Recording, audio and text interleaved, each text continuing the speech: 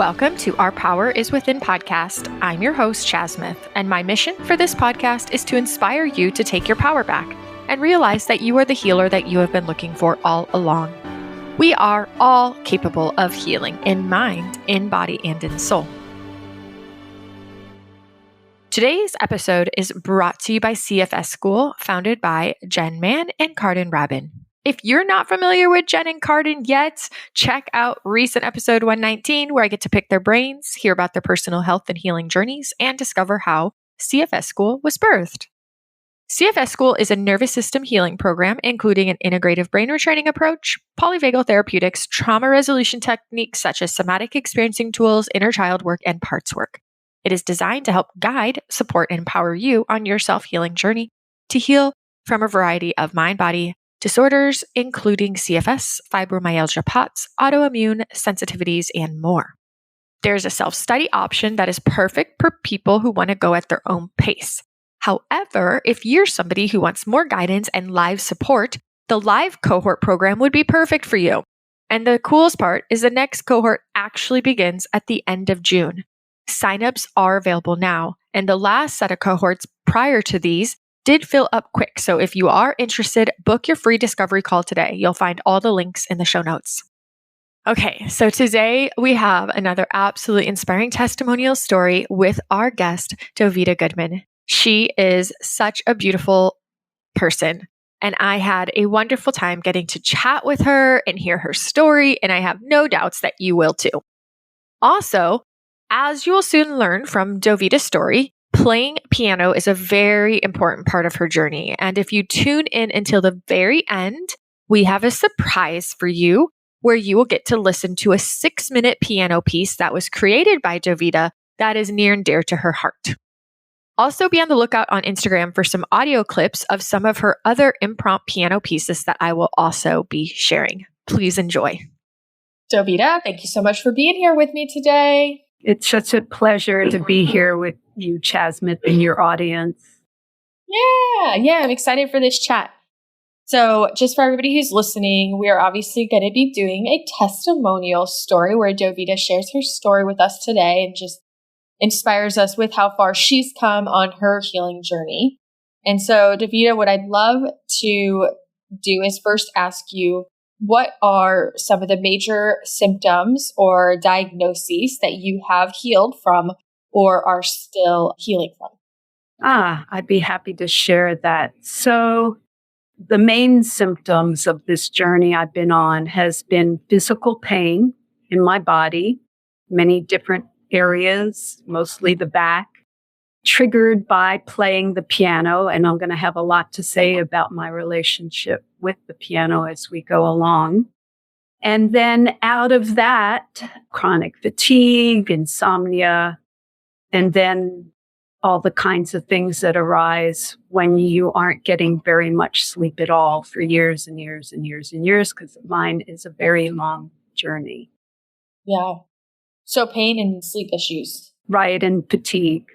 And what were some of the major catalysts into your true healing journey? And what I mean by that is I know that so many people have illness and they do this and that and this and that, and none of that stuff's really working. And then it's only when they find X, Y, and Z that they begin that true healing experience where they actually have this new level of hope and they actually begin to see progress. What was for you that moment? Yes, I definitely had a moment. And it was about 4.5 years ago. I was getting on a regular basis emails into my inbox about this health summit and that health summit. And I pretty much ignored all of them. But for some reason, on this particular day, I decided to tune into an episode. I forget, it was something on the brain sponsored by, I forget the name of the doctor. And I tuned into an episode. It was about emotions. And I was pretty jaded about the whole emotional process because that was the first place I went to look for healing, was to work on my deeper issues, my emotional issues that must have been suppressed, that was leading to the pain, blah, blah, blah. Mark Hyman. It was a Mark Hyman summit. And I happened, without realizing it, I picked an episode where a woman was talking about DNRS. And I feel that I was absolutely guided to listen that day to something I would normally just dismiss, but something clicked that was the missing piece. Why all the huge list. My journey started in 1985. So this is already 34 years of mostly being bedridden into the journey. And I thought that's the missing piece. And I joined immediately DNRS. It immediately heightened all the symptoms. It took, and I did the program. I learned the mental discipline. And I did those rounds, an hour a day. I did buddy rounds. I went to a live seminar. I bought the T-shirt, and nothing was changing with my symptoms. And in fact, it's about a year and a half to recover from what got the resistance or whatever it was that happened when I started DNRS. And then I went on looking, trying Gupta, trying ANS Rewire. And then I heard Kathleen King speak a little over 2 years ago at a weekend conference that were highlighting different people doing brain rewiring. And I felt I had met my teacher. And the moment she opened up Primal Trust, I was in her pilot program in December 2020. And that was the game changer. That with what she was offering, with the community, with what I was ready for. I mean, I had to be ready, obviously. That's when things started to really change for me. Okay, so DNRS, doing classic brain retraining, followed by eventually getting into the Primal Trust program for that next layer. Right, exactly. How long did you say you did DNRS for? I did it for about 13 months. Yeah. And what year did you start that? 2019. It was March or April. I started with the online course, and then in September, I went to the live seminar. Gotcha. Okay. And so it was around that 13-month mark that you then also just stepped into Primal Trust. I don't know if I'm giving you the timeline right. I went into ANS Rewire, another program out of Australia. And then I discovered in September of 2020, I discovered Kathleen. I listened to her. I attended her little demonstration. And then I joined Primal Trust on December 2nd, 2020. Oh, okay. That's right. It was in the winter. Yes, it was. Well, how long did you do ANS Rewire?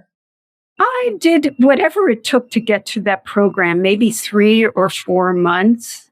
And again, nothing was budging with the major symptoms, but I knew I was in the right track. Mm-hmm. And I had moved out of, as soon as I found DNRS, what changed in my life is that feeling of hopelessness and despair. And I guess this is it. I'm going to have to live this little thimble-sized life on my bed for the rest of my life. It had been going on for 35 years. But once I got into DNRS, in spite of not having the success that I wanted, my mindset did change. And I did see the path ahead of me, even though I hadn't found my teacher yet. So DNRS really did support you with shifting your mindset and bringing a higher level of hope to you and knowingness and your capacity to heal. You just weren't getting the level of healing from physical symptoms yet at that time. Right. And it taught me incredible mental discipline. I mean, I really saw the power of my thoughts to go either direction, down or up. And that really helped me a lot. Yeah. Mm-hmm. And what do you think it was about Primal Trust that really helped? Well, at that time, there was no level 1, and my DNRS background served as a level 1 foundation. It was the work going under the hood, is how I say it, to look at what might be the root causes, which I had been doing that work for years. I started that work in 1985. But there was something about how she presented it that I became much, much more aware of the beliefs that I was holding on to. And the onslaught throughout the day of hundreds of thoughts that communicated to the limbic part of my brain that I was not okay. Like, the thoughts of, I wish I hadn't said that. I shouldn't be thinking this. Oh, this is going to bring me down. Oh, I don't like this feeling. I don't like being afraid or judgy, self-judging thoughts. And all those thoughts are communicating, I'm not okay. I'm not okay. Something's wrong, danger, danger, alert, alert, need to fix this. And it was a process to learn that the very pursuit of trying to fix myself was what was perpetuating the symptoms. And I can imagine to an audience that doesn't share that perspective that sounds counterintuitive, because when you're really uncomfortable and you're suffering, you want to fix it. It's the logical thing to try to do. And I can only say that as you go through your own journey, should you choose to follow what I'm doing and a lot of other people are doing, you will come to your own understanding how trying to fix is not the answer. Mm-hmm. Yeah, it's interesting because these statements that you shared, I wish I hadn't said that. I shouldn't be thinking this. I don't like this feeling, or I hate being judgmental. These experiences are all likely, driven by some part of us. Right. And there's this other part that is essentially judging those parts, judging those thoughts, judging those feelings, and acting as though it's bad. We're quote unquote bad to have that thought, bad to have that feeling. Right. When in reality, it's just a part of us and we don't have to give it that power.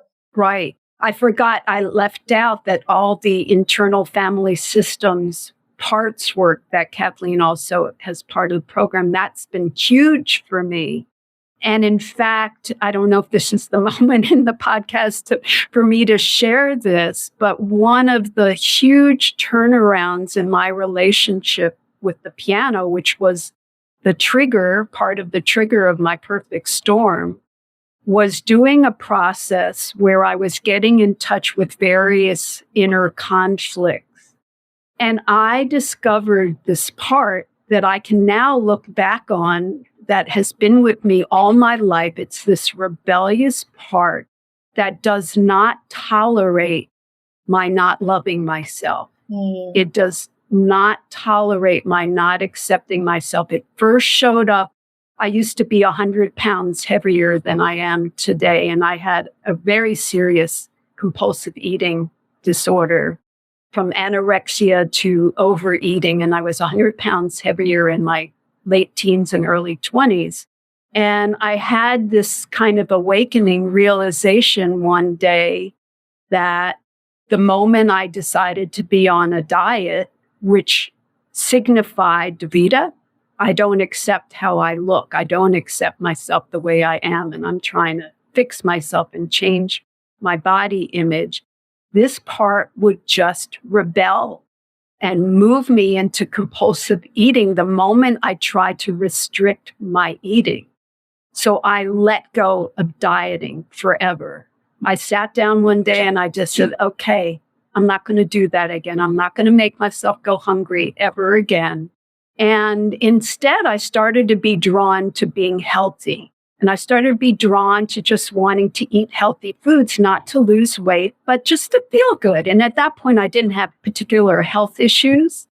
And between that and the work I was doing to just become more comfortable with feeling feelings directly and not having to eat to try to comfort myself, I gradually, it wasn't overnight, I lost 100 pounds and have been my very comfortable weight for like 35, 40 years now. I mean, a long time.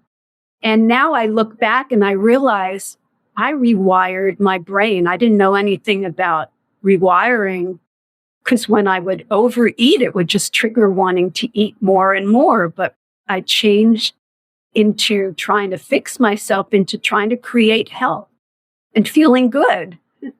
And that compulsion dropped away, and the compulsion to feel uncomfortable with a full belly just dropped away. I started to like not feeling full. And I started to be able to eat anything I wanted. I never thought that would be possible for me because I started having issues with eating when I was 9.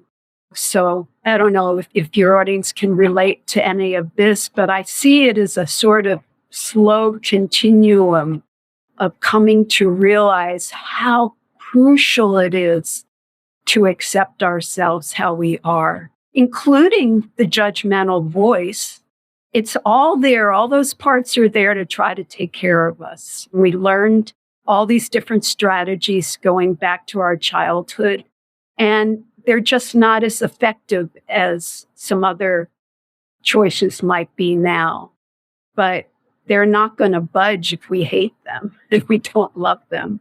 They're just going to dig in their heels and act up. So I'll come back to this, how it affected me in piano at a later point in the talking. Okay, that's awesome. Thank you. Yeah, that is just such a cool story. I'm so grateful you shared that about the rewiring your brain, but not even knowing that's what you were doing and having that massive shift in outcome of your life. Wow. Yeah, really. Wow. Now, as you were doing Primal Trust, did you still engage in a rewiring practice? Oh, definitely. And in fact, I hung on to my DNRS round for a long time because I had noticed that the moment I would start to do it, I would start yawning, which I've come to learn is that's a sign of calming the sympathetic nervous system. So I thought, well, I've laid down so many tracks, positive tracks, forming these new neural pathways with the DNRS form of round. Why don't I continue it? And I just started to add in some of the other elements that Kathleen teaches in her version. Mm-hmm. So, yeah, the thing is with these kind of practices, you find your way to what works for you. Mm-hmm. And I even know there are people that say they never did rounds. That wasn't what they did. They found other ways to elevate their mood and change associations. But I still do it. I don't do it very regularly at this point because I'm so busy living my life. I'm busy. I'm a busy girl now, which is just so unbelievable to me because it was so many years in a sort of prison of my own making with my body where I didn't do very much except try to heal. Right. So for so many of us, healing just becomes our full-time job, our primary focus. And I don't know if you can speak to this, but I know for me, that was one of the biggest things I got from Primal Trust and Dr. Kat was that a reminder that living in purpose and pursuing joy and passion is also more than supportive and necessary for healing. And so if our entire life has gotten small, where all we're focusing on is all these healing tasks and healing to-do lists that we completely eliminate that joy, right, we're missing such an integral part of our capacity to actually indeed heal. And so, yeah, I loved how she was really able to teach ways that we could still pursue our joy in spite of symptoms, because I know I've been in this position where I said, oh, but I can't do the things I love because of my symptoms. And I love how she was like, no, we're going to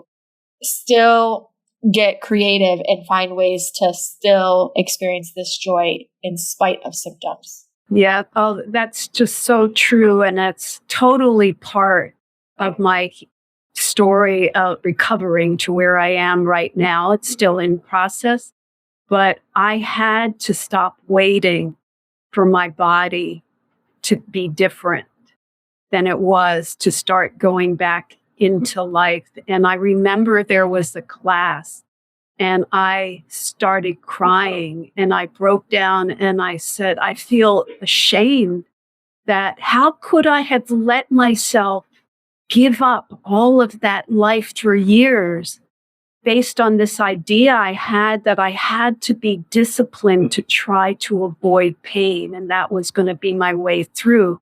Even though time and time again, I mean, the years were passing, 10, 20, 30 years were passing, and it wasn't working, but it remained the only thing that worked a little bit some of the time. And everything else just made it worse, any other modality. So I kept hanging on there thinking this was the way to take care of myself. And Kathleen was so wonderful. She responded, she just said, you were loving yourself. You thought that this was the path. And that was the way to love yourself, was to, through all this avoidance and trying to heal your body that way. And now you can choose a different way. Right. And that really helped me with the just shame I felt that I could have let so much of my life go, including playing the piano. I had been a concert pianist and I stopped in 1985, never played again, sold my piano for medical expenses. Wow. And I just thought that was it. You know, I Looking thought a lot back, of things was it. Yeah.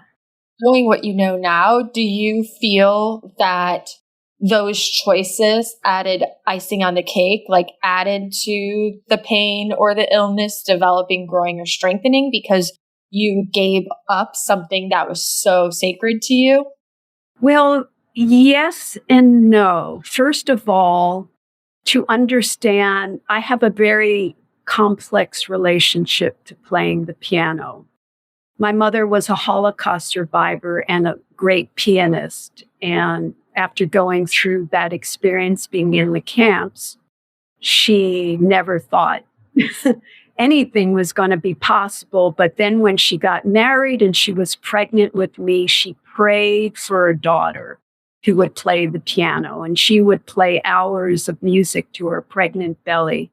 So when I came out, I started playing when I was 2, and there was all this focus and pressure on me to live the life that my mother couldn't live because of what happened to her. So I never got to have this fun, it's just for me to enjoy relationship with the piano. I started lessons at 4 and I auditioned for the Philadelphia Orchestra at 9. I didn't win. I did win some other contests. I never wanted to perform, but it was like expected of me. So when I started having pain playing the piano, I knew it was all of this. And in some ways, it was a relief to stop. It was a gift because so much of my identity and my sense of value as a person was tied up in this being a performer. And I used to do concerts even with my mom, which is a whole other chapter I brought her into so she could play again. And we did these very cool concerts in the early 80s up until this perfect storm. So the first gift that came out of stopping everything in my life, I had been a piano tuner rebuilder besides a professional pianist in 1985. So everything was stripped away and I had to discover my value as a human being just laying on a beanbag chair all day long and just talking to friends once in a while on the phone. And that was a gift. The choice I made to let go of everything, there was a gift in that. And there was a strength that it gave me to have some sense of value as a human being just for being me and being a good listener, being a good friend. And my value started to come off of what I did and more just who I am. So I'm not sure if I answered your question, but I did say something I wanted to say. You 100% answered my question. And I just think that's so awesome because it sounds to me like, of course, you wouldn't want to give everything up and go through so many years of pain. I mean, you're talking from 85 to 2020? That's a long time to be in pain. However, it does sound like there was, like you just said, a gift in it Like you, through that experience, were able to really lean into, yes, going through the pain, but all of it eventually led you down the path into DNRS, into primal trust, and into having these self-discoveries. And through that experience, you were able to learn how to find and create your worthiness outside of just being the pianist. Exactly. And I had to. And as I mentioned, I had this part that rebelled against any inner critic I had and any self-judgment and any pressure I put on myself. And it felt give you pain because that's going to stop you. I'm not going to let you play if you're going to make it mean who you. How well you play is a mark of your worth as a person. So do you think that's how the piano became a trigger for you? Oh, definitely. I mean, I was all the family dynamics. My mother used to yell at me to practice because I wasn't practicing. And then I'd run up to my room and cry, and my dad would come and comfort me. So my dad was my guardian angel, and I hated my mother. And all of that was wrapped up that I had to face and work through. And it's been a long process. And still to this day, if I start to feel pressure around playing the piano, the symptoms start raising their head. And I know, oh, okay, I've taken this out of being fun and pleasurable. So actually, I would like to take this moment to say how I ended up playing the piano again.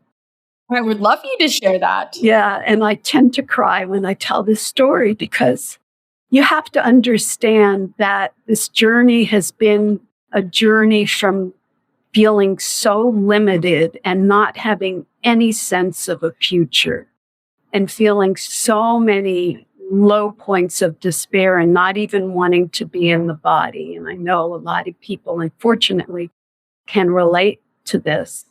And into this place of feeling unstoppable and anything is possible. So how did I get to here? So part of the primal trust journey was to find my values, to connect with what gives me joy. And I started to remember the visceral, physical experience of playing the piano. And I was at a very advanced level at the time that I stopped playing. It was actually, I was trying to learn a piece by Chopin, the Barcarolle, that was way too hard for me. And I was pushing and pushing, and my back got tighter and tighter. But I could remember as I was going through these processes with Dr. Kat, that feeling, that wonderful feeling of being able to channel my passion and my sensuality and my power and my delicacy and my sensibility and my sense of beauty, that I could channel it through my hands, and my hands would fly up and down the keyboard. And it was like this huge physical workout, the kinds of things that I was playing. And I just started letting myself feel that. I started feeling that in my rounds for my vision. I started just feeling the piano and enjoying it and loving it. And I started to build a new relationship. And out of the blue, though, you look back and you realize nothing's happening out of the blue. The woman who had produced a concert tour for my mother in 1982, in early 2021, while I was doing Primal Trust Journey, she contacted me. She tracked me down. It's like 40 years later. She found me and she said, "What? You're not playing the piano? You don't have a piano? Let me do a GoFundMe campaign for you." And at the time, I was just starting to building a new relationship to playing the piano, and I wasn't ready, and I put her off. And I also went through some physical ebbs, a big ebb in 2021. But in 2022, I contacted her and I said, "Talia, I'm ready." And I created a video for this GoFundMe campaign that she put together. And it was launched in the end of May or June of 2022, $11,200 was raised. Oh my God. I had already set my sights. I knew because I'm living in Venezuela, I'm not going to be able to have a really good acoustic piano, and I need to switch to a digital, which is a whole new world for me that, I was mixed feelings about. But I set my eyes on a really good one because I knew for me to return to the piano based on where I was before I stopped playing, that I would not be inspired by a crappy piano. And so I did a lot of research, and I got this Italian-made one called the Dexibel Vivo S9, and all the equipment. Oh my God, all the cables and equipment comes with Digital World. And it arrived on a day when there was a cyclone supposed to hit the island, which hadn't happened in about 100 years. And we set out to the place to get the boxes that had arrived from the U.S. It was shipped from the U.S. And the sun came out long enough to go and get it. And then it poured rain right after we got home. And so many things. I mean, I had said to Talia, one of the reasons I said yes to the GoFundMe was that I felt it was going to take a village of support for me to face the piano again and play it and not go back into the old ways of judging myself and being hypercritical of how I played and being I was very insecure about my playing. I mean, I listen now and go, oh my God, I did that. But at the time I was very insecure.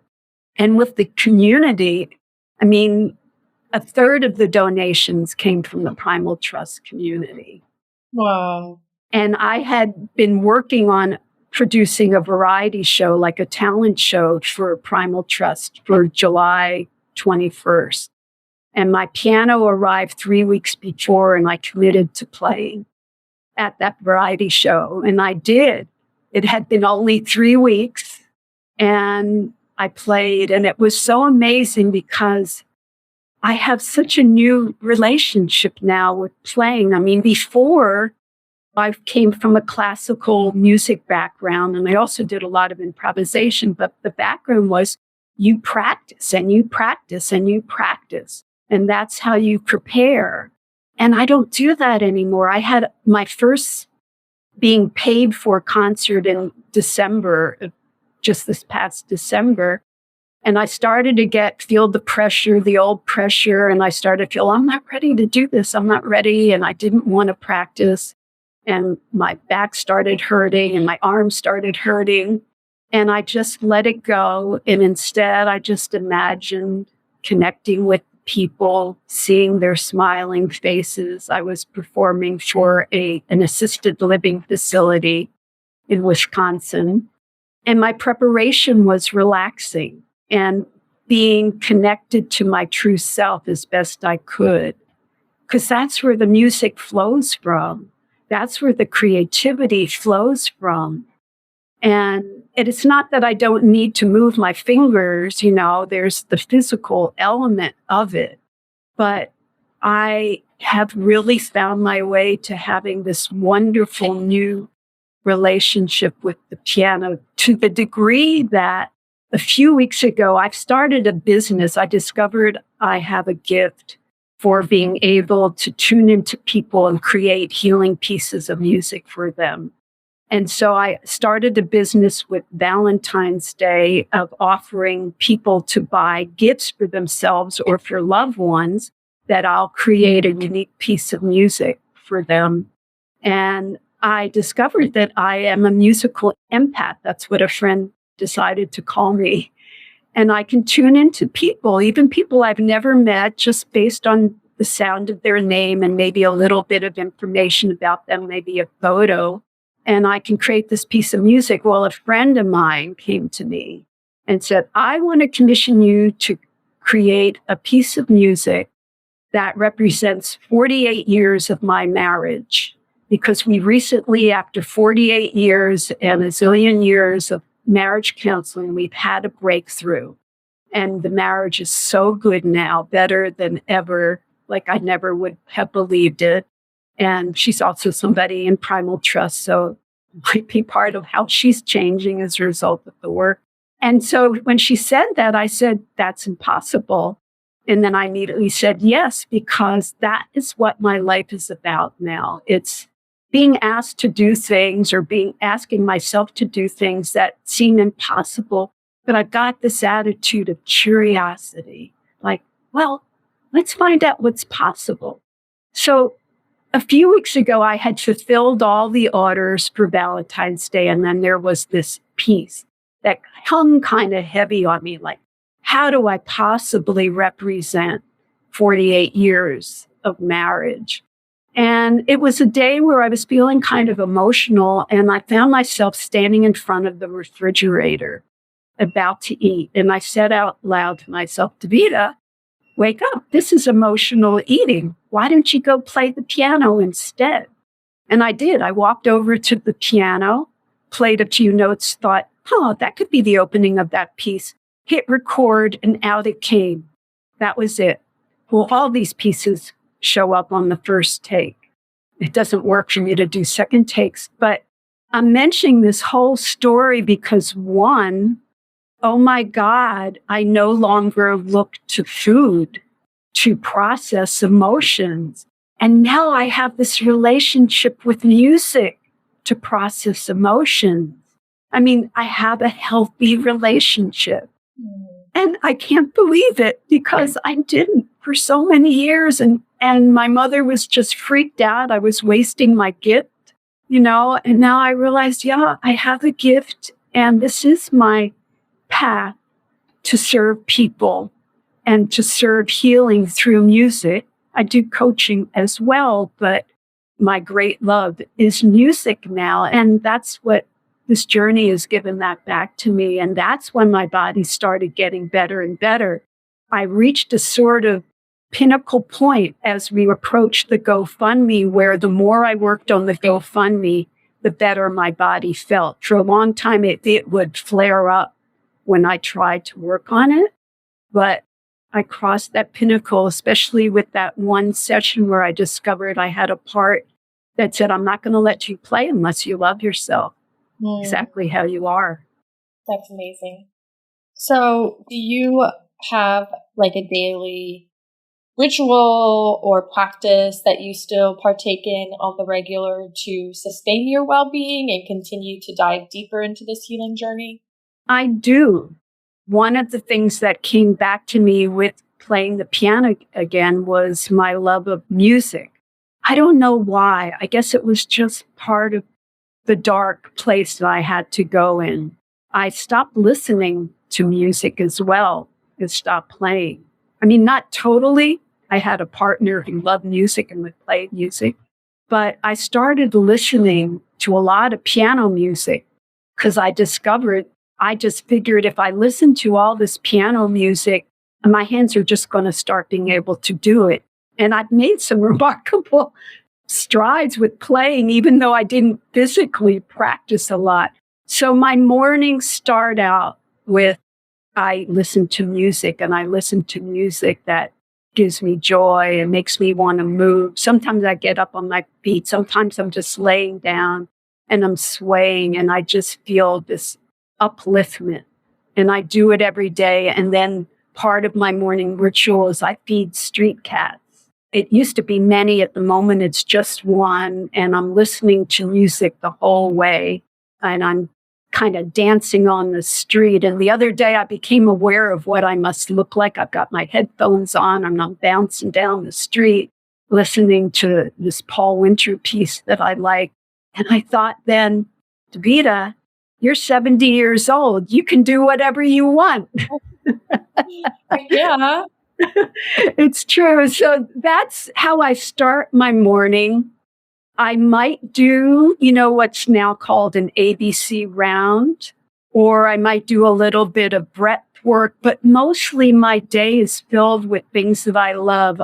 Dr. Cat gave me a job. I started earning money for the first time in like 30 years, starting last June, doing these discovery calls for people who are interested in the program. And it's such an up for me to connect with people like that. And if they ask me about my own story, I am so overjoyed to tell them about this and about returning to the piano. And it's mood elevation all day long. And I have some amazing friends, and I have buddies that I study the material with that Kathleen is presenting. And I go to the beach every Sunday now. And yeah, I'm living life. That's a lot. My practice is living life and not laying down all day. I love that. Yeah. How long have you lived in Venezuela? I have lived here since 2006. What made you move there? Well, I was married at the time. My husband died about almost 5 years ago. I was married, living in Austin, Texas, and he needed a lot of dental work. And, we wanted holistic dentistry, and that was even more expensive than non-holistic dentistry. And it was like, the cost, I think he got an estimate of $35,000. I mean, something just not to be considered. So we started researching below the border, Costa Rica, Mexico. There are a lot of dentists doing dentistry in Tijuana. And we heard about a dentist on Margarita Island, Venezuela. And we thought, that sounds interesting, because we were also thinking we'd like to move out of the United States and have the experience of being in a different culture, because there's things that it's hard to become aware of, beliefs that you may have taken on from the culture that you've been living in all your life. So we were ready for an adventure. We wanted warm ocean water. So we came down in 2005 and we fell in love, and we fell in love with a couple people that we met here. And so we went back, and in May, sold our house in Austin and moved in. Well, we put it on the market in May and sold it in August, and moved September 6th, 2006 to Margarita. And we were not aware of what was going to happen to the country.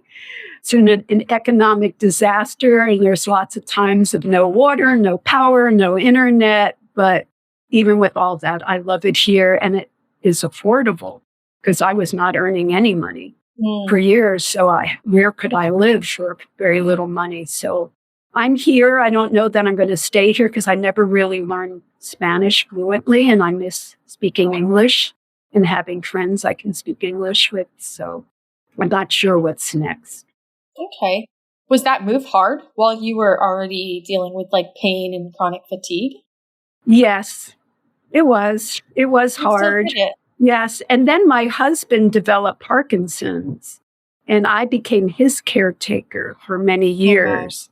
Okay. And so while I miss him, of course, we were together 29 years, his death actually opened up for me an opportunity of the healing that I think that I've been able to have these last 4.5 years since he died that might not have happened. I was also a woman, even though I knew better and I was a feminist and all that, I kind of lost myself in that relationship and lost connection to who I really am. And again, the work with Kathleen to find my values and who I am and appreciate who I am and become self-loving has been, I think that's 80 or 90% of the healing. That's my personal opinion. And all these tools, they are important. But this certainly for me was the most important piece, to identify the perfectionist and not have her run my life, and to be kind to myself and understanding, and not expect myself to live up to some ideal. And you said identify the perfectionist and not have her run your life, but you didn't say fix her. I just wanted to point that out. That's true. You didn't discover these parts and then need to change them. You just needed to know them and understand them. Right. And you grow what you might call your main personality, your true self, your adult main personality. And you start to become aware when you're not quite in that personality. I've even discovered there's a twin that personality that seems really like the adult, but her heart's closed. That's the tell. But it's true. All these parts are just here to try to take care of us from their limited perspective of what the best way is to do that. Right. And I honor them. I know you're pretty much saying your life's just busy now living, but do you ever do any kind of investigative parts work or need to in any way tend to your parts these days? Or do you Sure. I mean, what happens with this journey is your awareness just starts growing and growing and growing, your self-awareness.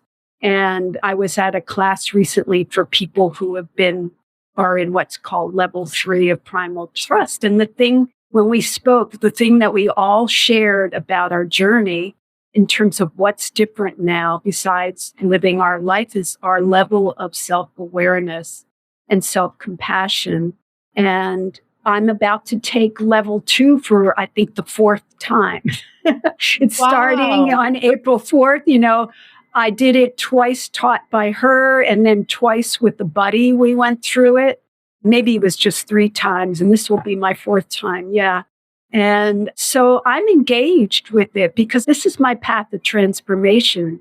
I'm still learning so much about myself all the time. I've recently started, it's a virtual relationship, but it's a little bit more than friendship, and it's enough more than friendship that some of the stuff, the icky stuff, is coming to the surface now that doesn't show its head unless you are in that kind of relationship. And I count very much on this work to help me be more and more honest and give me the courage to be honest, because it's the communication that makes all the difference. And I was kind of scared to speak my truth for a long time.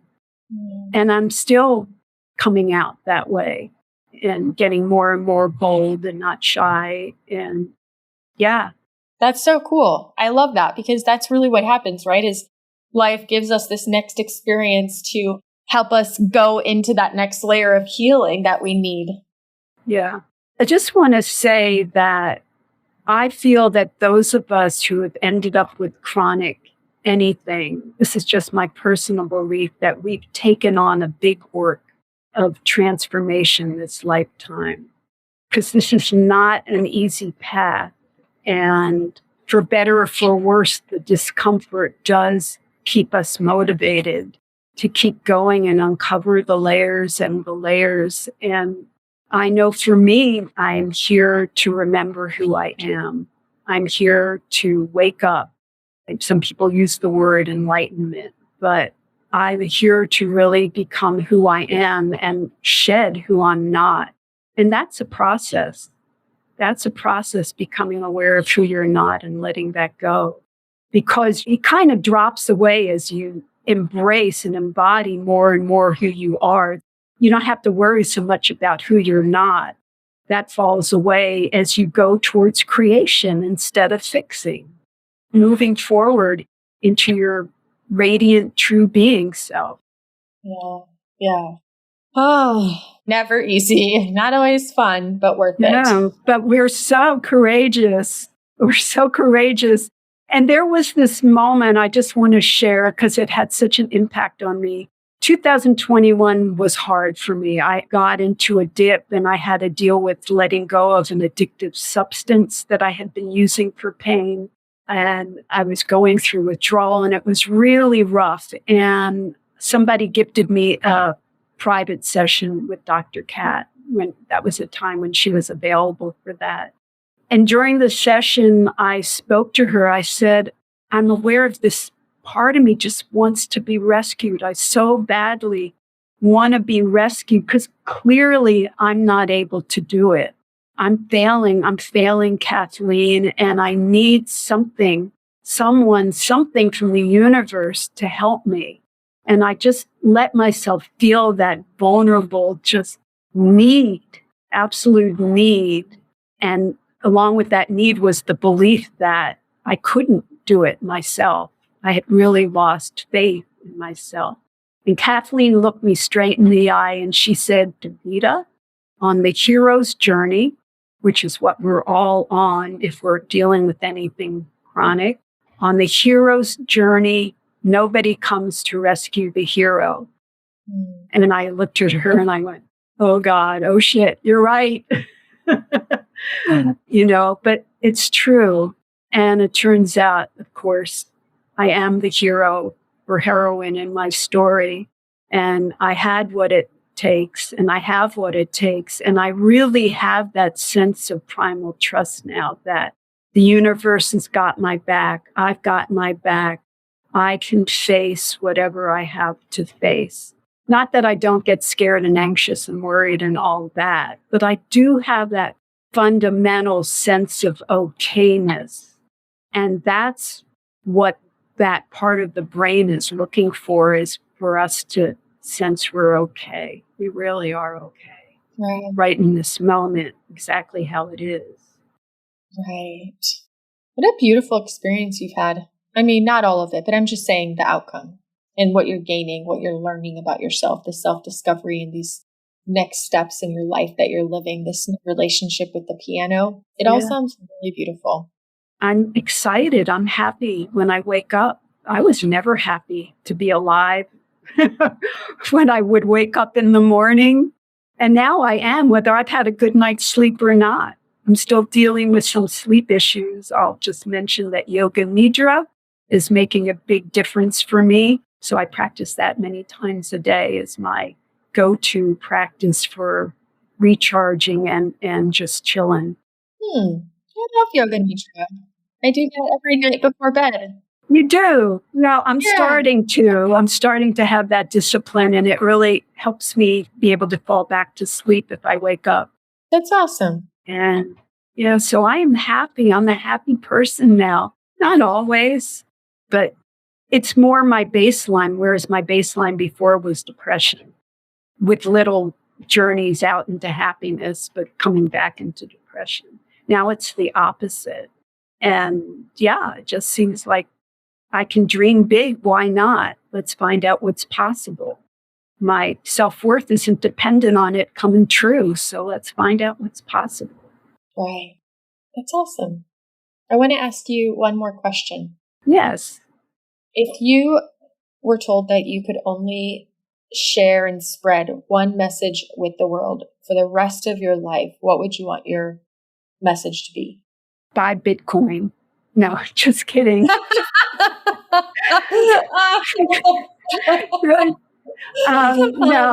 I would say trust yourself, trust your inner guidance, always tune in to what's right for you. And if it feels right, buy Bitcoin. Oh my goodness. But not when it's 60,000. Oh no, it's way down right now. It's a good time to buy. But I'm not giving financial advice. Nope. I'm just being funny because my sense of humor has come back. And I am quite willing to embarrass myself and shoot my wad on having one message for the whole world to be by Bitcoin. So I love it. I hope for myself and for everybody who's listening at whatever age they are, that we don't need to wait until we're 70 to be able to embarrass ourselves. Yes, exactly. I hope that we don't wait until we're old enough that we're like, oh, I'm old enough now. I hope we get to do it if we're in our 20s and we're listening right now, or 30s or 40s, wherever we're at. I hope we can get there because I feel that there's so much freedom in that experience. Oh, yes, there is. Mm-hmm. Thank you. May I say how people can contact me if they would like a piece of music? Of course you can. Well, right. I don't have a website up yet, though it will be pianobydovida.com. But in the meantime, I have an email address of pianobydovida, D like David, O, B like Victor, I, D like David, A. So pianobydovida@gmail.com. Fantastic. Are you on any social media? On Facebook. I haven't gotten there yet. Wait, no, I have a YouTube channel. What am I saying? I got all these videos on there from back in 1985 and also new ones that I've done since last July, as well as that concert in December that I thought I couldn't do, but it came out great. That whole concert's on there. I have some things from my concerts with my mom on there. So just look up my name on YouTube. I'm the only Dovida Goodman, and you'll find me. Awesome. Thank you again. Thank you for being here. Thanks for sharing your story. It's been a really inspiring story, so I'm very excited to get to share it with the community and everyone who will be listening. You. Keep playing the piano and keep being awesome. Oh, thank you. And you too, Jasmine. I have no doubt you will continue to be very awesome. And thank you for giving so many of us a platform to tell our story and for touching so many people's lives. You are really making a difference. Mm-hmm. And thank you. Yeah, thank you. How amazing is Dovida's story? Oh, she is such a beautiful person. I'm really grateful I got to connect with her, and I'm so grateful that she is playing piano again and with joy and ease. Stories like this are so inspiring and show us what is truly possible for every single one of us. Yes, even you, whoever you are out there right now listening, who might still be struggling with feeling the hope that your own healing is possible. Please always remember that you are never alone. And if you ever need support or a friend, there are many ways to connect with me. You can leave me a voice memo on my website anytime, send me an email, or even a DM. I hope that you will enjoy these next 6 minutes of this beautiful piece that was created by our guest, Dovida Goodman. And until next time, make this week great.